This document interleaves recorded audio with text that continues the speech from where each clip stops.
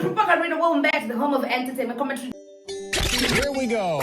Terry Podcast, brewing entertainment honey. Do smash the subscribe button, hit notification, and to all the real readers from the gang, much appreciated. Let's get started. So, Vera Sidika. Last week, I just thought about it. I was like, let me cut this bit some slack, but it just looks like things are not thinking. Thinking is not thinking. Now, she goes on her stories, this was last week, yeah? And she has this whole clearance sale of her wardrobe. She's like clearing her wardrobe and she said, I want to buy new clothes.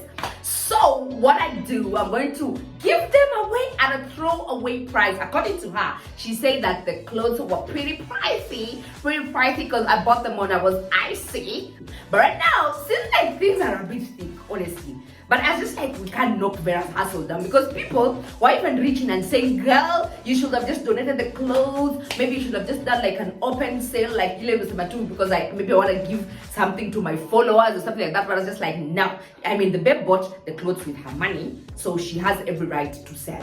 Then now she comes out again. And I think this is a whole conversation that I'm going to set up for next month, guys. You know, next month I have a whole plan. Like, we need to know what exactly do content creators, not even content influencers, like what is the yardstick measure of determining a whatever rate card? Because I can tell you for free, I have seen crazy rate cards from people like your wave celebrities and influencers, and I'm always just clutching my invisible pulse and I'm like, can someone really pay this amount of money? I see someone is like, we're going to charge you a milli just to give you a drop, like 3-second mention, and people actually pay that up, like if, and it's not, you're not targeting corporates, it's individuals. Wow, yo.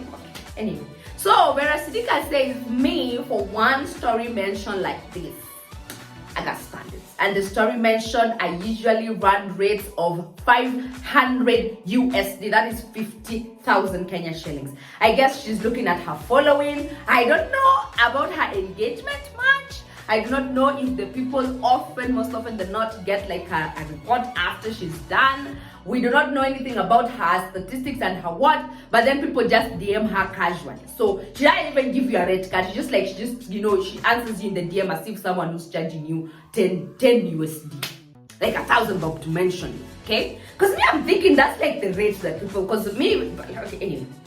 Is this small business owners or is this corporates? Or is this someone who has a chain of established businesses? Or these are not Kenyans who are paying you this money? Because if you're talking about a small to medium enterprise that is not even assured of the rates converting to making actual business for them, then someone coughs 50K. I mean, are you doing this because you want visibility, because you want to be associated with Vera Sidika's brand, or is it because you actually know for certain this will convert to something else? Anyway, so she goes ahead and says, I want to support small business owners, and the minute I heard, I was like, buzz that.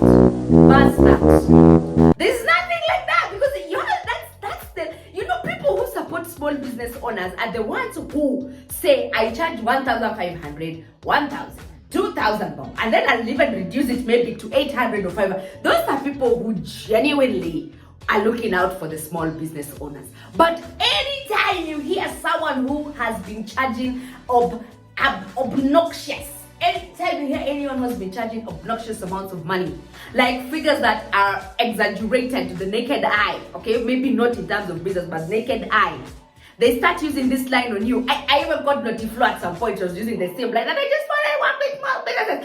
That just means I am broke. I need money. I would rather eat small every day than eat big once. Hey, that's what that line means. Let me tell you the truth. If you hear someone who genuinely is, for the small business owners, and you can tell their rates are small business owner like, then that one unaweza kuamini. But hii ingine, it's usually a scapegoat for them because it's so embarrassing for you to just come out and tell people that I'm broke. So I think she sat and then apparently she was like, if I amend it less than 5 G's, they will roast me properly than what they're roasting me now. So now guys, let me tell you the truth. When Vera Sidika moved from Nairobi to Mombasa, this was 2020 when Corona hit, and she was just like, you know what, I just want to establish, I want to move to Mombasa, back to Makumbuka. She was broke. Okay, watu mkajaribu kupinga sijui yako na apartment, sijui yako na nini, sijui yako na nini. She went to Mombasa and she had this old crib where she took it, and she was literally begging and whining one of these veteran politicians to help her and to, you know, pull her from the mark. Then she got a baby with Brown. Now all the niggas who at some point, all the men who at some point were shying Vera Sidika, you know, once you become a mom and a man claims you, you stop having that sense of attraction that you once had. I'm not even lying to you guys. Like the minute I'm a whole man who is broke and who cannot afford your lifestyle, because ideally speaking, I think when Vera was still walking the streets and she still had her own hustle on, when she would host those events and she would just be the hottest banger in the club, she did have some liquid cash coming in.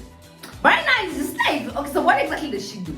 And then after the nigga claiming her, like Brown also legally claimed her and said, this is my wife.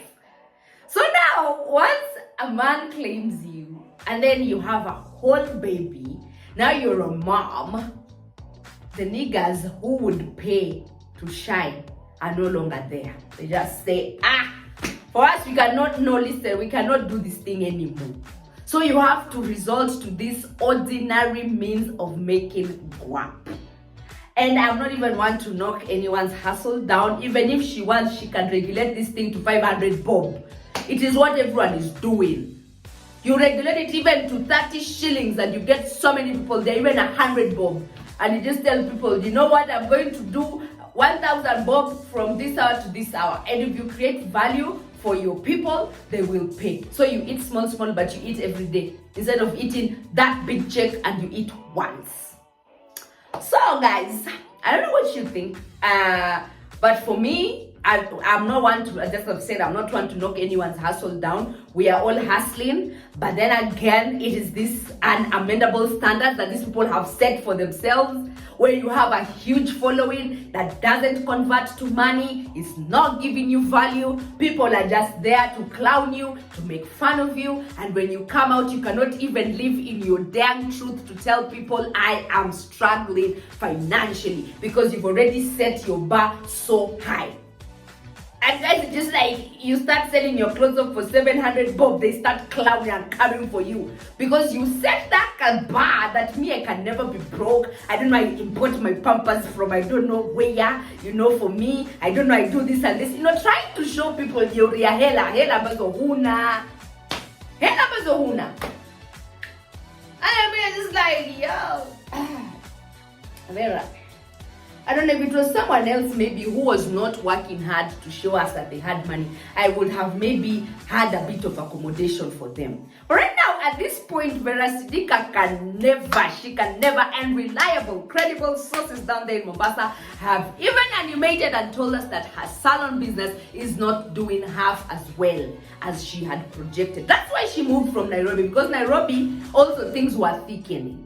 It was like, it was soup that was turning into stew that was slowly turning into gravy. That's how thick things were. And then she decided, let me move from here, maybe Mombasa I may get my breakthrough, but sasa huko ndo ile inaambiwa umeruka mikojo kama ile kinyes. It's just like you move from bad to worse. So I don't know, man. I don't know, because right now it feels like, so what exactly can Vera do that will create value for her? Because she's tried doing the businesses. When she was liquid at some point, it's like now you're a mom, and then the man who claimed you was just another John Doe who was living off women. Anyone who knew, or anyone who knows of Brown Ozo, you know Brown Ozo hanaga lolote. Hanaga hela yule mwanamke, hana hela. Mpaka hata sasa hivi ukiuliza watu Brown Ozo mnamjua, wengine watakuangalia, people will just look at you and they'll be surprised, like, there's that guy saying, what does he do apart from being Vera Sidika's baby's father? Let me know what your thoughts are in the comment section down below. Do send support if you may. And I caught someone here trying to clown me saying, you just depend on YouTube to eat. I swear I wish. I cannot wait. I cannot wait for the day that I will be fully dependent on YouTube to feed me. I cannot wait. Sisiri. I cannot wait. But for now, thanks for watching. Do subscribe and then hit the notification, and then I will see you again in the next brew. And let me know your thoughts about this whole story. Thanks for watching. Bye.